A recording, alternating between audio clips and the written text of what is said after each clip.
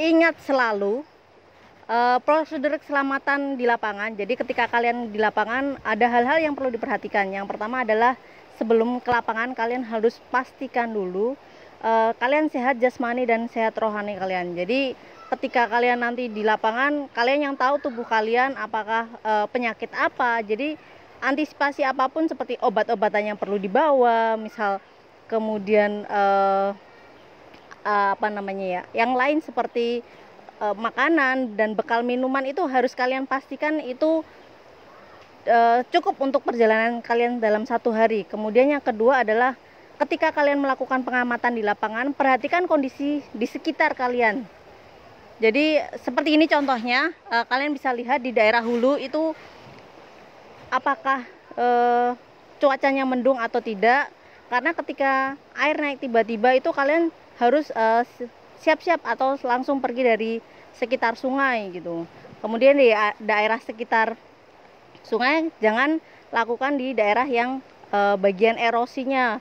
Bisa kalian lakukan di daerah yang endapan seperti di sebelah sana atau di sebelah sini yang tidak ada erosi sungainya. Kemudian ketika kalian melakukan pengamatan di lereng, itu kalian juga perhatikan apakah batuan di sekitar itu aman untuk kalian dekati, karena mungkin saja akan berpotensi longsor. Atau ketika kalian melakukan pengamatan di lereng di tebing yang berada di jalan, perhatikan lalu lintas sekitar. Kadang karena saking asiknya kita tidak memperhatikan ada motor lewat, jadi berbahaya nih buat kita. Yang lain lagi ada bahaya flora dan fauna. kadang kondisi daerah pemetaan kita itu tidak ideal. Jadi kita harus masuk ke hutan-hutan seperti yang di sana itu. Ada flora fauna yang membahayakan kita. Kalian harus perhatikan itu. Kemudian yang terakhir itu kalian harus menghargai kearifan lokal. Jadi budayanya di sana seperti apa.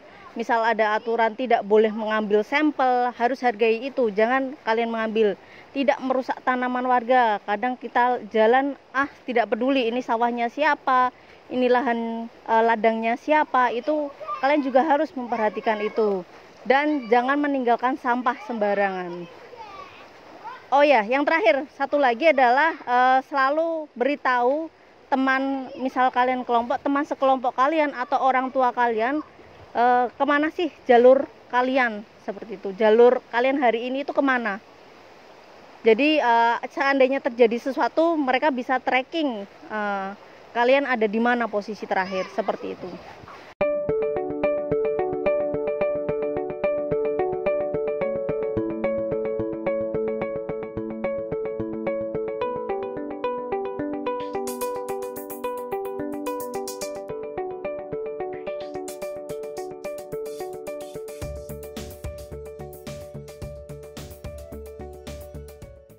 Baiklah, kita sekarang pada stasiun pengamatan geomorfologi. Kita berada di lokasi di atas bukit. Kalau kita lihat di peta, jadi geomorfologi adalah penampakan mengenai dua hal. Pertama adalah morfologi dan morfogenesa. Morfometri kita mengukur mengenai tebing lerengnya, sedangkan morfogenesa bagaimana pembentukan bukitnya. Jadi kita mengamati pengamatan litologi, karena sebagai seorang geologi harus bisa mengamati dari penamakan morfologinya. Itu sebagai indikasi awal kita untuk menunjukkan bagaimana apakah struktur geologi ataupun litologinya.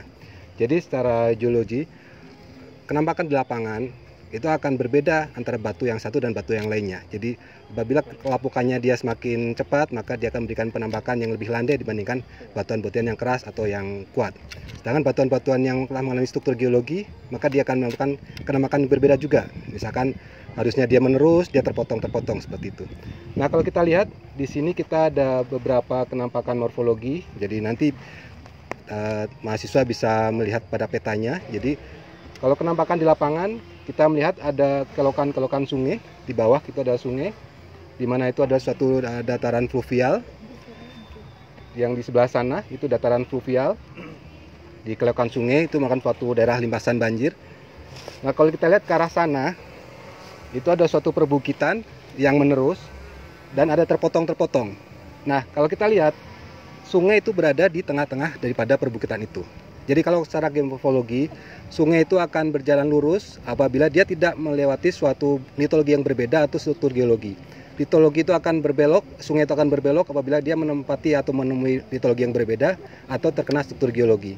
Dan sungai itu juga bisa merupakan suatu zona lemah atau zona untuk lewatnya air, karena dia lemah.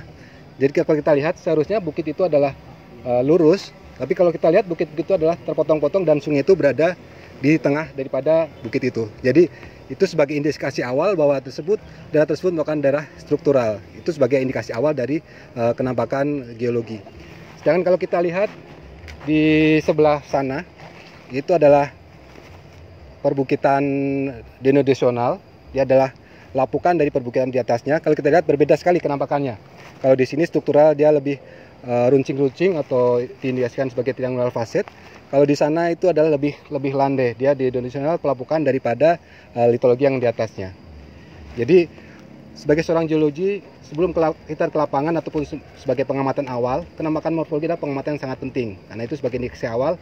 Karena kalau kita harus melewati semuanya, kita membutuhkan waktu dan biaya yang cukup banyak. Tapi dengan penampakan morfologi dari awal, kita bisa minimalisir atau mendelinasi daerah-daerah manakah yang kira-kira kemungkinan ada struktur geologi yang berbeda atau ada litologi berbeda. Sehingga kita bisa mendatangi spot-spot dari lokasi tersebut, tidak harus melewati ke semua lokasinya.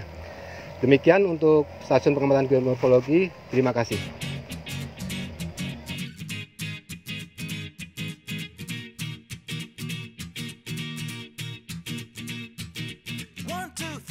Get my shoes and out the door. 5, I'm alive. 6, 7, 8, feeling great. 9, gonna shine, life is good. I'm doing fine, 10, gonna do it right and do it again, yeah. I look into the sky.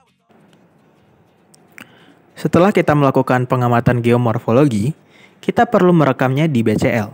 Sketsa setiap penampakan geomorfologi yang terlihat dan beri keterangan yang jelas. Pengamatan geomorfologi ini juga dimanfaatkan untuk melihat daerah yang diindikasikan memiliki singkapan dan dapat dijadikan ESTA.